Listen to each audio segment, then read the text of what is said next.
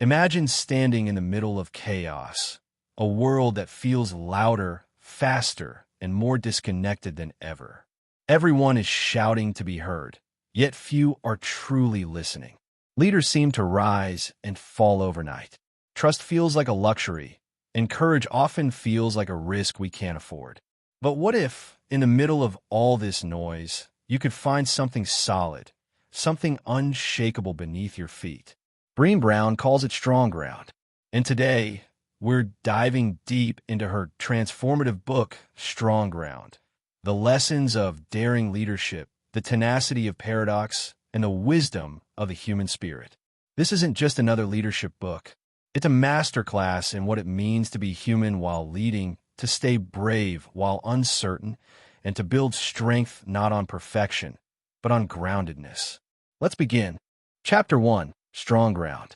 Brené Brown opens with an intensely personal story that anchors the entire message of the book.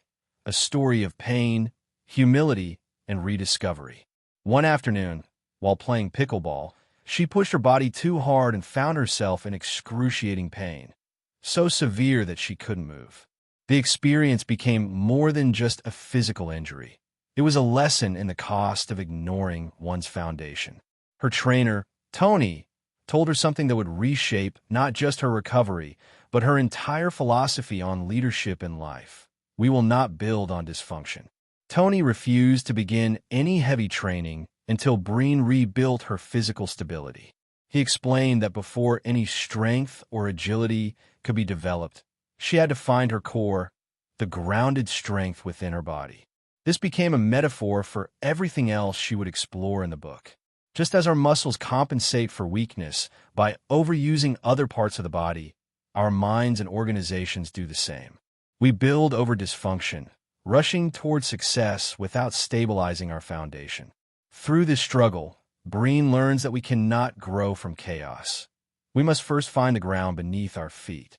For her, this meant rebuilding physical and emotional awareness, learning to connect her mind and body, and finding strength in stillness. The lesson transcends fitness. It's about leadership, purpose, and authenticity. She draws a parallel between her experience and the dysfunction in organizations that seek quick success without first ensuring that their teams are stable, connected, and grounded in trust. Building on dysfunction only leads to collapse.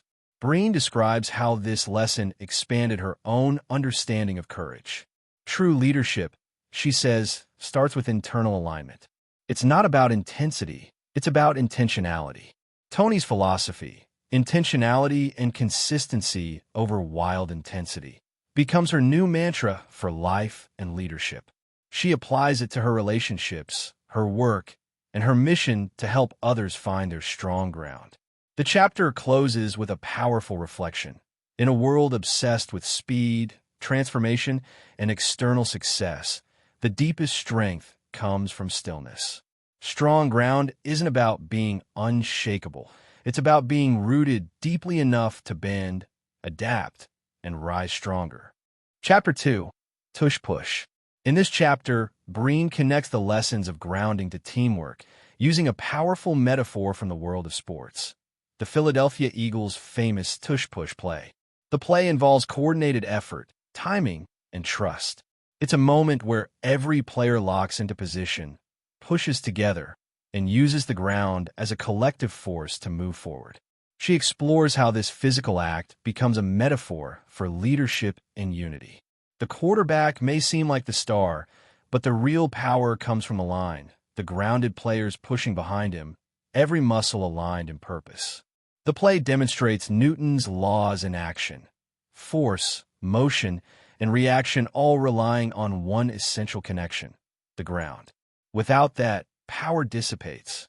For Brené, this is what teamwork truly means.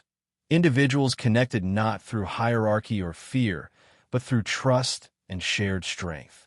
A grounded team moves as one.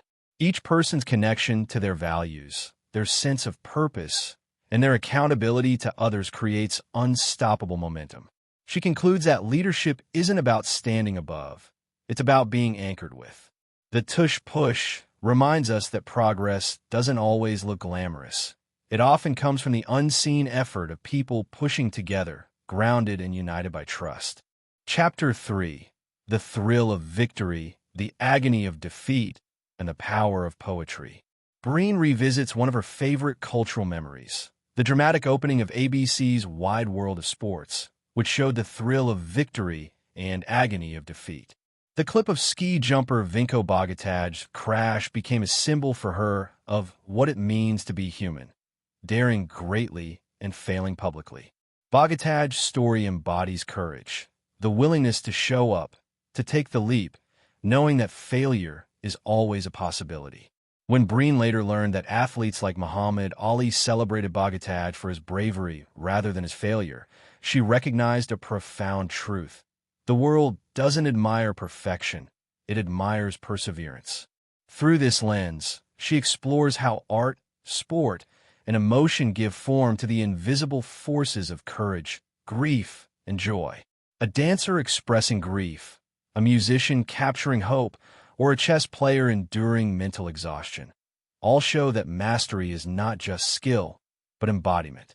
To lead courageously, we must be fully in our bodies, not detached or performative, but connected to emotion, movement, and presence. She reminds us that leadership, like art, is performance rooted in vulnerability.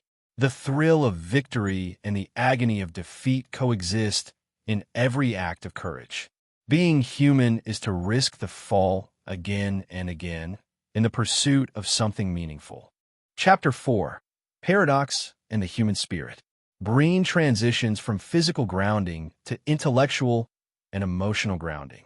Here, she explores paradox, the coexistence of truths that seem to contradict each other, yet are both essential. She describes how our discomfort with uncertainty often drives us to simplify or polarize, but paradox asks us to stay in tension, to resist easy answers. Drawing from Carl Jung's teachings, she reminds us that paradox is central to spiritual and emotional maturity. Freedom and commitment, faith and reality, vulnerability and strength. These dualities define our humanity. Leadership, she says, is not about eliminating contradictions, but learning to hold them gracefully. Through stories of her own life, she shows how paradox has guided her. When she resisted structure in pursuit of freedom, she found chaos. But when she embraced discipline, she discovered deeper freedom. It's not about choosing one side, it's about integration. She introduces Father Richard Rohr's grace paradox, the idea that we grow more from our mistakes than our successes. Spiritual strength, Rohr teaches, comes from falling and rising, from breaking and rebuilding. Brené relates this to leadership. Our failures, when held with grace, become our greatest teachers. Finally, she references Jim Collins' Stockdale paradox, holding unwavering faith that we will prevail, while confronting brutal realities. It's a perfect reflection of grounded courage, hope with honesty, strength with humility. Chapter 5: Ode to Negative Capability. Brené explores poet John Keats' concept of negative capability, the ability to remain in uncertainties, mysteries, and doubts, without any irritable reaching after fact or reason. In leadership and life, this is the ability to stay open when everything in us wants control. She argues that modern leadership often fails because we equate control with competence. We rush to conclusions, fearing the discomfort of not knowing. But wisdom, she says, lives in the pause. It's in those moments of uncertainty where empathy grows and deeper understanding emerges. By learning to sit in discomfort, we develop patience, humility, and emotional agility. Negative capability becomes a form of grounded confidence, a strength rooted in openness rather than certainty. Chapter 6: Adam Grant on Being Wrong. In conversation with psychologist Adam Grant, Brené explores the power of intellectual humility. Grant emphasizes that true wisdom isn't about being right, it's about staying curious. Together, they discuss how the best leaders are those who constantly question their own assumptions and welcome being proven wrong. Brené highlights the courage it takes to prioritize learning over ego. She points out that our culture often rewards confidence over curiosity, but sustainable leadership demands both. The willingness to change our minds, to say I was wrong, is one of the highest forms of strength. This chapter becomes a call to unlearn. When we cling to being right, we block growth. When we embrace curiosity, we create environments of innovation, empathy, and psychological safety. Chapter 7. Lessons from Daring Leadership. Here, Brené distills her years of research on what she calls daring leadership. It's leadership that embraces vulnerability, empathy, and courage as everyday practices. Daring leaders are grounded in their values. They don't armor up with perfectionism or fear. She describes the anatomy of trust, integrity, reliability, accountability, and generosity. When these are missing, fear takes their place and culture becomes toxic.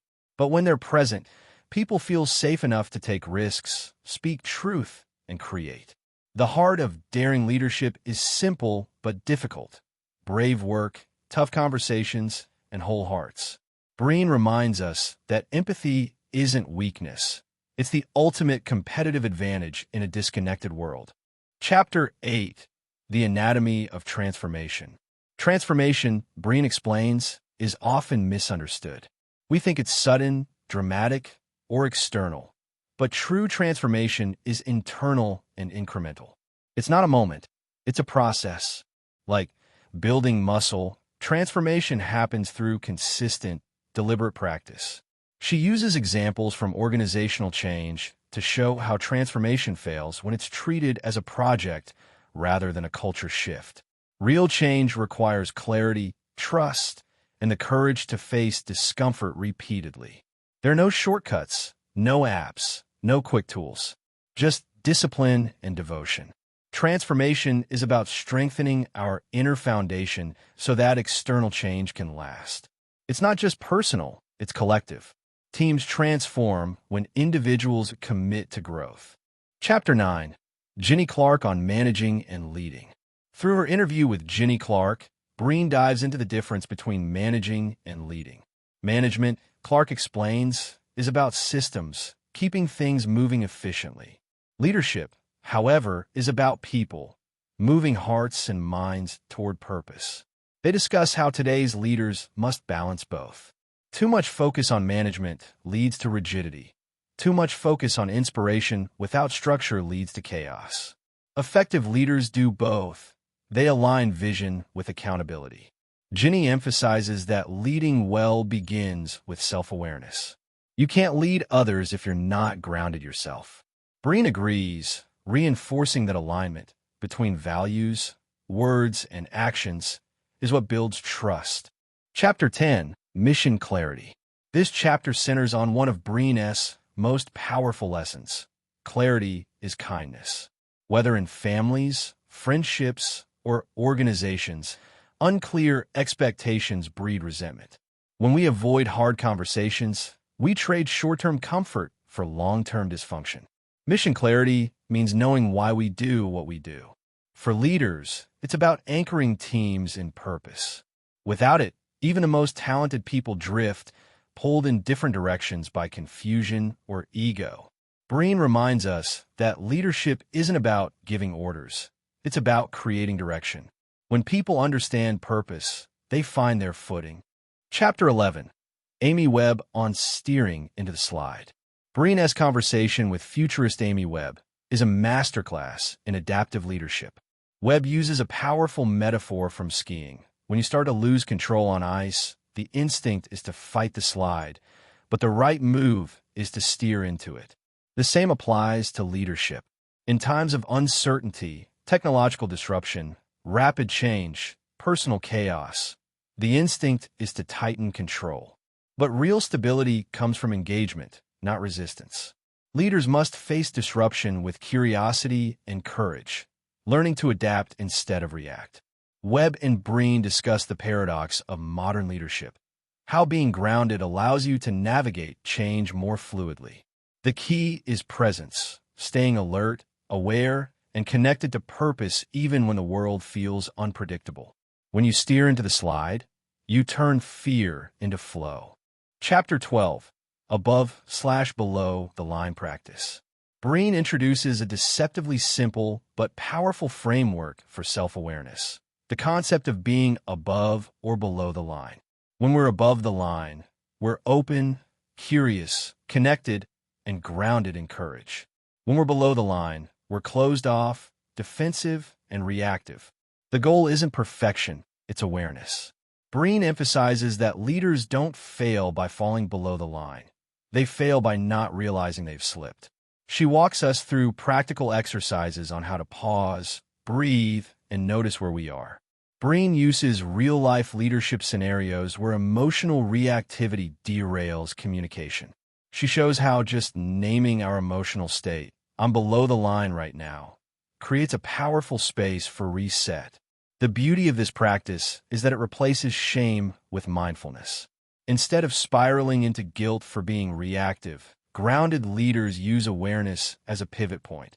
This chapter invites us to cultivate emotional literacy and self-compassion, because leadership begins the moment we notice ourselves losing balance and choose to realign.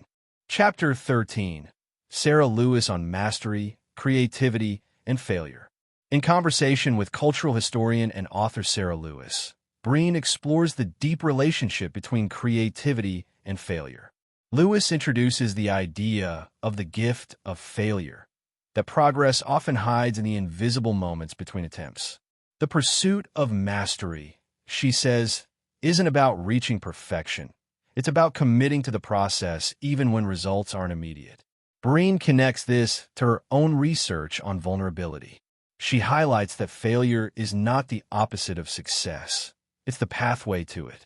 Artists, athletes, and innovators all operate in the liminal space between failure and growth. It's there that new ideas form and resilience deepens. The two women discuss how leaders who embrace failure as learning create cultures of creativity and psychological safety. When people fear mistakes, innovation dies. When they feel trusted enough to fail, genius is born. Brené ends the chapter by reminding us that mastery isn't about controlling outcomes.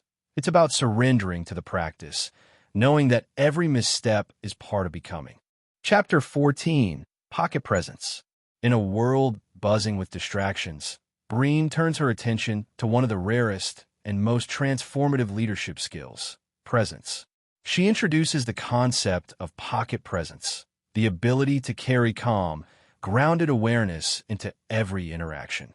True leaders, she says, have a presence that quiets rooms, not because they demand it, but because they radiate steadiness. She describes leaders she's met who embody this quality. Those who listen fully, make eye contact, and exude empathy without words. These leaders aren't multitasking or rushing to respond. They're anchored in the moment.